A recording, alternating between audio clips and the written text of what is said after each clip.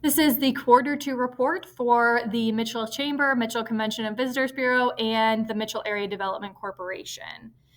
Starting off with the Mitchell Area Chamber, the Chamber welcomed 10 new members this quarter, as well as hosted 5 ribbon cuttings. The Ag Connections Tour was held on June 26th, which was an agriculture tour. And Government Affairs hosted 2 more Leadership Mitchell sessions, as well as Leadership Commencement on May 30th and a Candidate and Issue Forum on May 14th. Connect Mitchell also hosted 3 First Friday coffees, 2 lunch and learns, 1 groundbreaking, and the Community Concierge hosted 2 newcomer events. 1 in June had to be rescheduled. Moving on to the Mitchell Convention and Visitors Bureau. This quarter marked National Travel and Tourism Week, May 19th through the 25th. So the Mitchell CVB hosted a giveaway in honor of this week with 2 Scotty McCreery tickets and a Bradley's gift card, as well as lit up the Corn Palace Red for the entire week, which is the national color of tourism. The CVB also put down its very first selfie spot, which encourages tourists to take a photo with Cornelius and the Corn Palace in the background, and also encourages people to upload the photo and hashtag Visit Mitchell. And we've already seen a lot of people taking photos in this particular location. The CVB also put up 2 new billboards on I-90. One focuses on jobs and quality of life, and the other one is a pre-Sturgis billboard, encouraging bikers to get off the interstate. Moving on to the Mitchell Area Development Corporation. The MADC received another Move to Mitchell relocation for $1,000 for people who are moving to Mitchell from out of state. People are coming from all over the country and even Mexico and Ukraine. The MADC also partnered for a virtual job fair with roughly 50% of the attendees from out of state. And again, they partnered with the South Dakota Department of Labor for a drive-through hiring event where they handed out 40 bags. They also held a workforce retention summit at Dakota Wesleyan with over 100 attendees. Moving on to workforce housing, the Sam F. Weller Family Foundation awarded the MADC a $50,000 grant for home rehab projects, and the South Dakota Housing Development Authority awarded a little over $337,000 for rehab projects as well.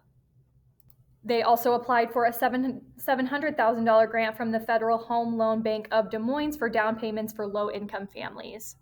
This quarter, they also got a governor's house transferred from Mahi to David Harris. The home was set on a foundation mid-June and should be advertised for sale in July or August. The MADC will also be accepting bids this June for the Ridgeview on Foster and South Lake housing developments with a construction contract in place by July or August. The MADC also conducted another round of business retention and expansion visits, and they were proud to welcome a new business to Mitchell, which is Cycle Source Magazine, which relocated all the way from Pennsylvania to Mitchell.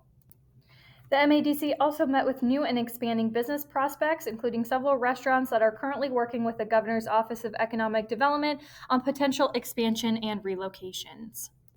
Some MADC staff attended the SDSU's Extension 2024 Energize Conference in Hot Springs. They also participated with GOED at a site selection event in Atlanta, Georgia. And after 6 months of research, an economic report was released through the South Dakota Secretary of State's office in partnership with the MADC, DWU, and the Secretary of State. They also went out to Mitchell Tech and welcomed new students during their registration week in June, and they hosted Explore Partnership Opportunities with GOED with about a dozen local bankers attending to learn how to work hand in hand with GOED. And lastly, the Dakota Heartland Development Association. In Corsica, they received city and state approval for $2.5 million tax increment funding, which will be used to cover infrastructure costs for a 15-lot business park along 281 south of Corsica. In Armour, the Development Corporation sold another 3-bedroom, 2-bathroom governor's home on an infill lot in April. The total project cost is estimated at $154,000. Regionally, the Dakota Development Heartland Association attended the South Dakota's Housing Annual Conference in Pierre and participated as a guest panelist on opportunities and challenges for expanding housing in small communities. During this, they highlighted successes and struggles in all 5 regional communities and provided examples of housing projects that meet the needs of a growing workforce.